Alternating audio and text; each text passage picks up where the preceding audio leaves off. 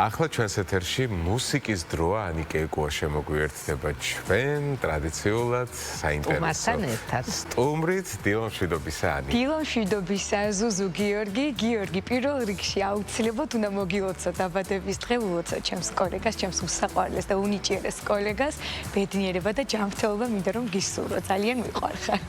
მინდა რომ მივესალმო ასევე ჩვენს ტელემაყურებელს და გაცნობოთ რომ 6 ივლისს რუსთაველის თეატრში გელოდებათ გამორჩეული და განსაკუთრებული მუსიკალური საღამო, რომელიც სრულად დაეთმობა კომპოზიტორი კახა ცაბაძის შემოქმედებას.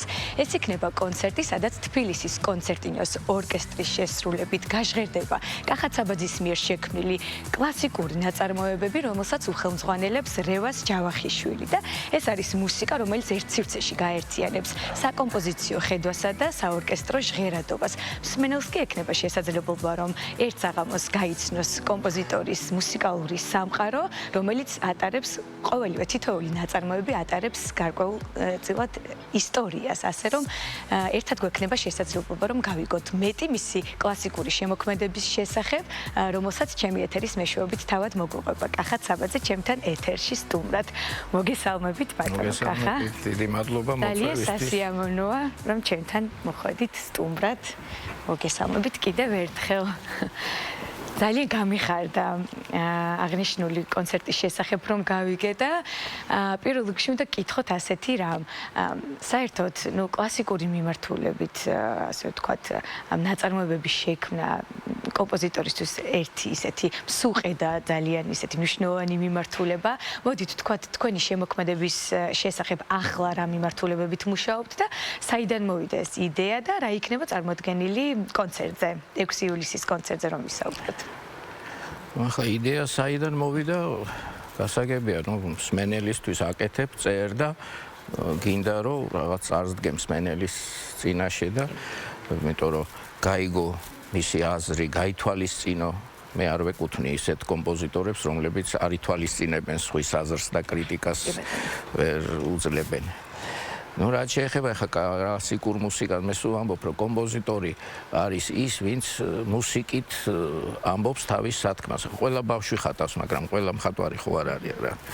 ხო და ამიტომ მხატვარი ხატვით ამბობს თავის სათქმელს, თქვა პოეტი ლექსით და კომპოზიტორი მუსიკით და აქედან გამომდინარე ყველა ჟანრია ფაქტიურად ამ ჩემს კონცერტში, იმიტომ რომ სათქმელი ბევრ სფეროში ყობა დამიგროვდა, ასე ვთქვათ.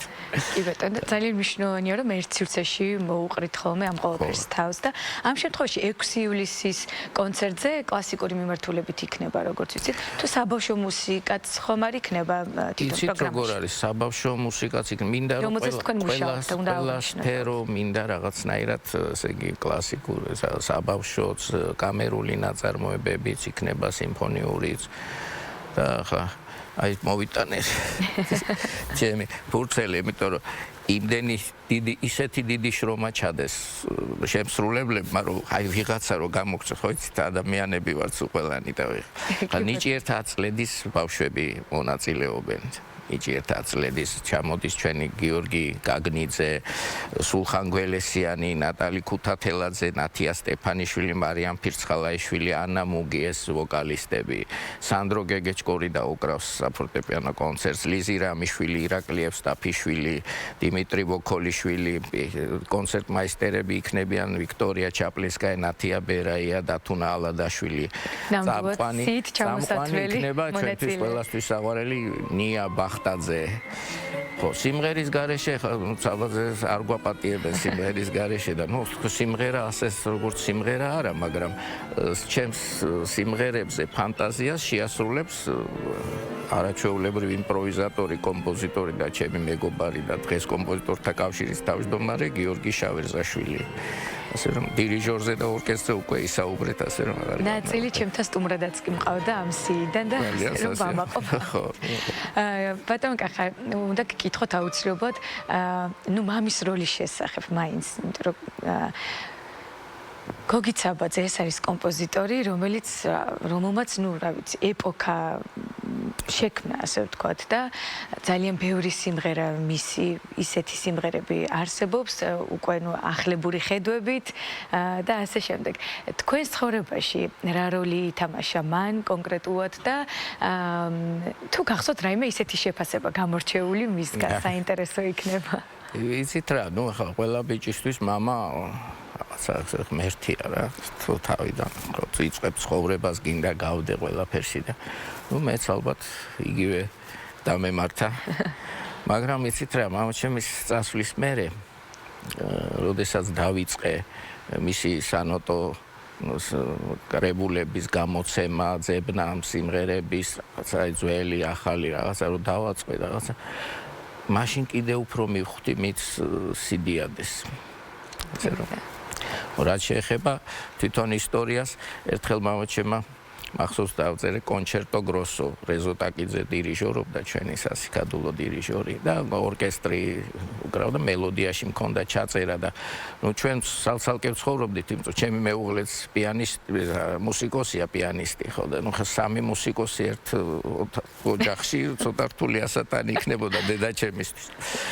ხო და რაღაც მოვიდა მამაჩემი მოისმინა ეს ყველაფერი და მე ავედი დედასთან სახლში და ამ დროს შემოვიდა გოგიც და დედაჩემი ეკითხება რომ როგორი მუსიკა აქვს ხო სანამ ერთად ცხოვრობდით იცოდა რას წერდი და როცა წავედი ახლა სხვაგან და შეფასება ხო შეფასება და მამაჩემმა ძალიან წყნარად უთხრა რომ აი როგორ ის თვითონარიო ისეთი მუსიკა აქვს და მამაჩემი წავიდა მარცხნივ ოთახში შევიდა დედაჩემი მარჯვნივ და მე დავრჩი ვერ მივხვდი მე მგონი კარგი შეფასება აი იცით რა გადის წლები და ეხლა ვხვდები რომ ალბათ ადამიანობას უსვამდა კარგი შეფასებაა ხელოვანისთვის იმიტომ რომ არასოდეს ტყუილი არ შეიძლება თქვა შენს შემოქმედებაში და უნდა იყო ისეთი როგორიც ხარ თუ გცხვენია იმისა ესე იგი რაღაცა არასწორად გიცხოვრია კი ბატონო გეთახოთ როგორი კაცი ხარ როგორი ადამიანი ხარ ნუ ალბათ ყველაზე სწორი შეფასება მინუსებით პლუსებით კი ბატონო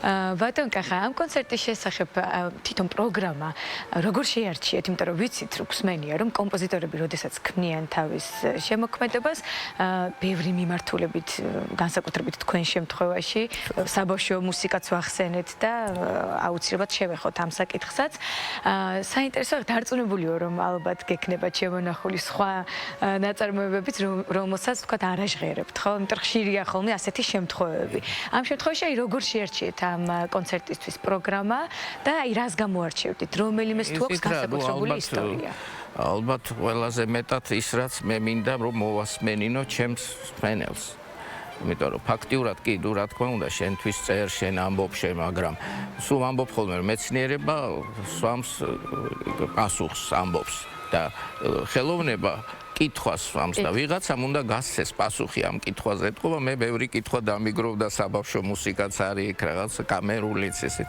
შერჩევას რაც შეეხება რა გითხრათ აბა ჩემთვის ძვირფასი ნაწარმოებები შევარჩიე და ძალიან მიხარია რომ ასეთი შევარჩევთ ესე თუ შეიძლება კითხვა დაისვას აი რომელიმე რომელსაც თქვა რაღაცა განსაკუთრებული ისტორია აქვს იცით რა ნუ განსაკუთრებული ისტორია ალბათ კლარნეტის კონცერტს აქვს იმიტომ რომ უკრავდა მსოფლიოში ერთ-ერთი საუკეთესო კლარნეტისტი ედუარდ ბრუნერი და დირიჟორობდა ცუკერმანი ელისო ვირსალაძის ფესტივალზე თელავში, სადაც გახსნა ამ ნაწარმოებით ეს ფესტივალი გაიხსნა და რაღაცა ძალიან ჩემთვის ძალიან ძვირფასი იყო ის შეფასებები, რაც მე გაკეთდა და ასე შემდეგ.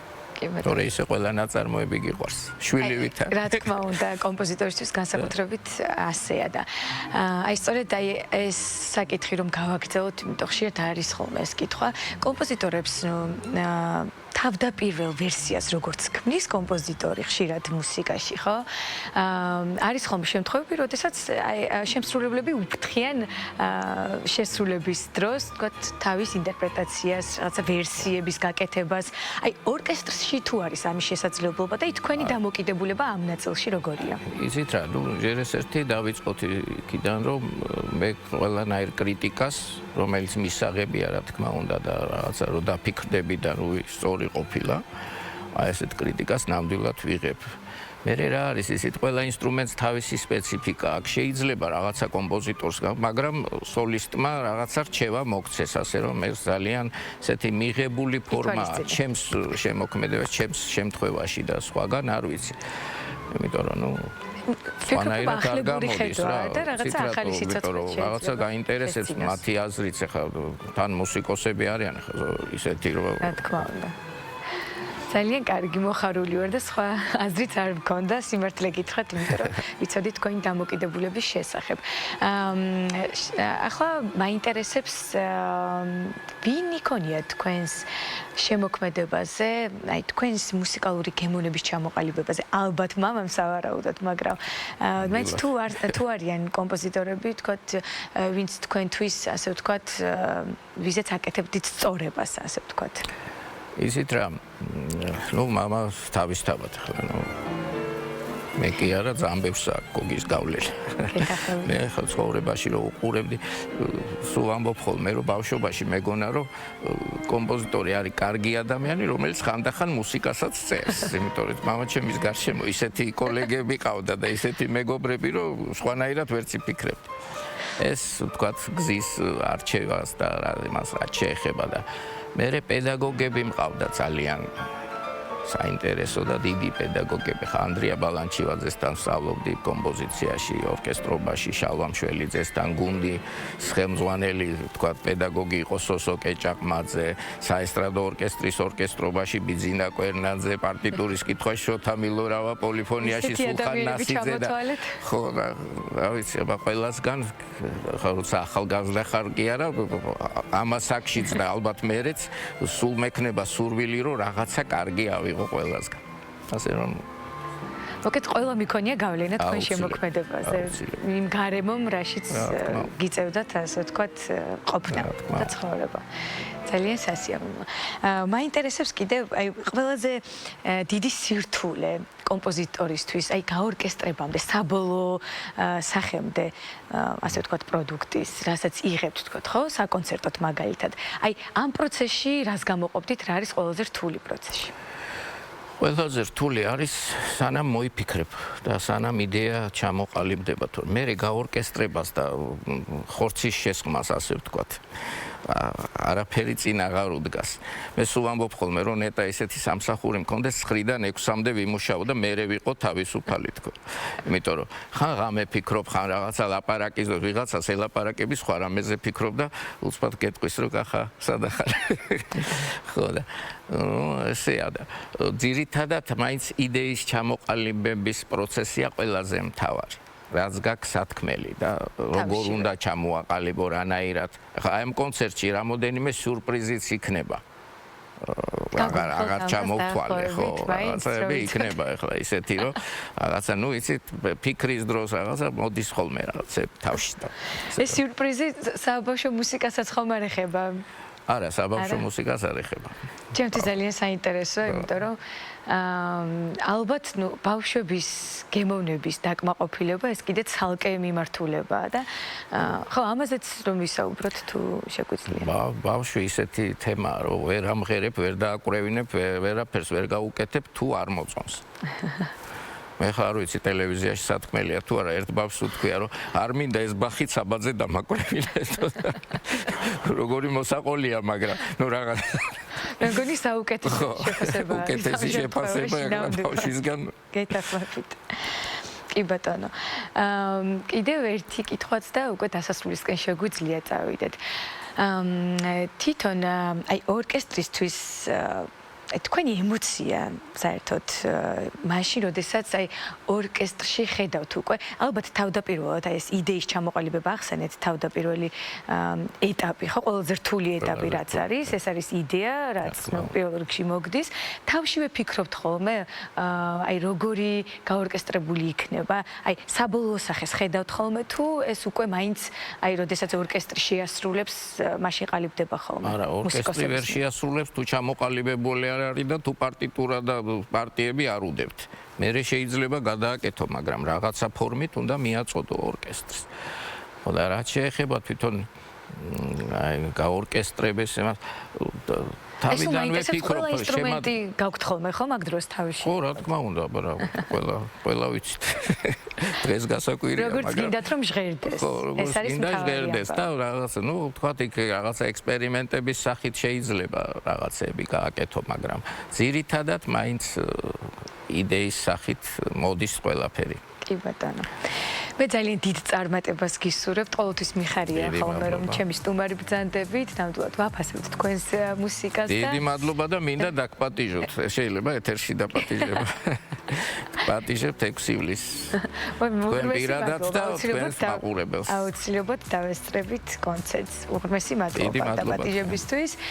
მე კი მაყურებელს შევახსენებ, რომ ეს იყო მუსიკის დრო, ჩემი რუბრიკა 6 ივლისს აუცილებლად რუსთაველის თეატრში ეწვიეთ კახაცაბაძის შემოქმედებას მოისმენთ იქ. ძალიან დიდი მადლობა წარმატებები ამ შესანიშნავ საღამოს.